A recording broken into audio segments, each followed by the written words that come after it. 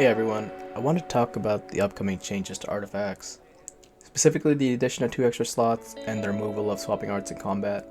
I wanted to make a response video as soon as the changes were announced, but I decided to wait a couple days to make sure I wasn't talking on impulse, and to make sure my thoughts are fully rationalized going forward.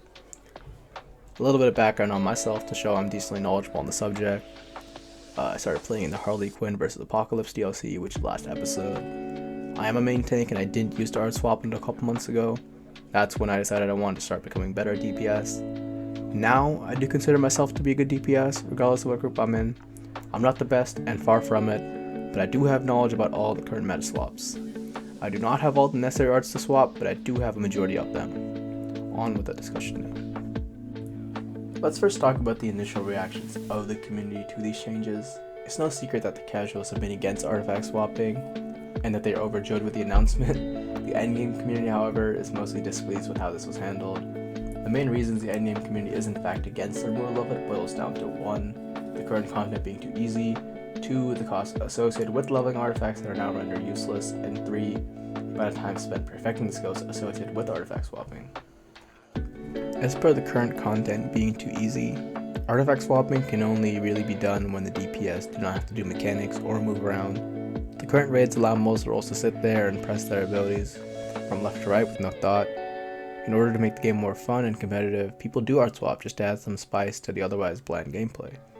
If you look at CT plus second boss, there isn't much time to art swap, and correspondingly in content like that, players are encouraged to stay out of their inventory.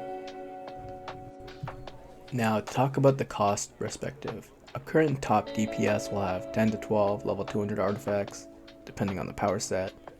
With half of these now being unusable, it's only natural there's some unhappiness associated with the announcement. I do, however, think some artifacts like Dead Kings or Peastone would have use with army swapping in combat, and potentially more use in the future if the devs allow us to slot them, like the Bottled City Soda artifact slot into the consumable bar. Finally, about the time spent perspective, most endgame players spend countless hours on the sparring targets, perfecting their rotation, including the art swaps.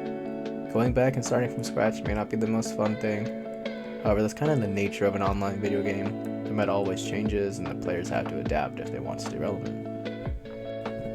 Was art swapping intended? In my opinion, yes.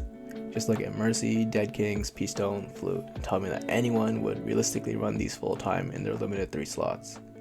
There are also certain speed feats that are impossible to attain, in my opinion at least, without artifact swapping. Look at Dork Speed from last episode, or Promise Anguish now in Sourcewall Elite.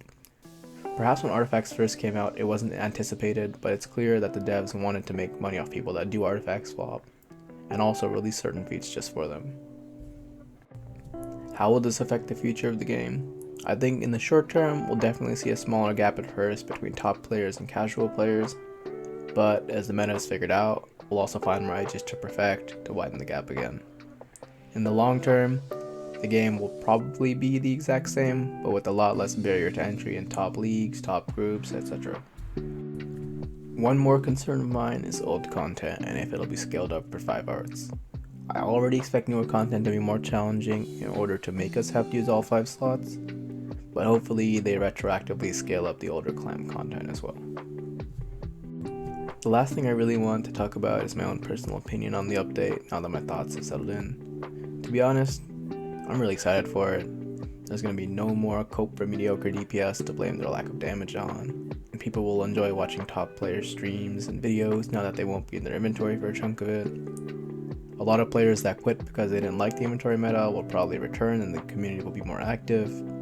Might DPS will hopefully be toned down now that Ebon and Mercy are not really in play, and hopefully Precision can make a comeback. Support roles that we find from LFG will now be more likely to drop 10Ks on heals, and provide adequate power and buffs on trolls. The DPS casual community will get more guides that cater to them and that they can actually follow. I think the future is looking bright. I really do hope this video ages well, and I'm glad the developers are making this change, as it's likely the best thing to happen to the game in probably the past year or so even. With that, that's really all I have to talk about on the subject for now at least. I'll probably be releasing guides and perspective theory based on this 5 artifact meta in the upcoming days, But for now, feel free to leave a comment on what you think about this and if you think it's a good or bad thing and why. Alright, I'll talk to y'all later.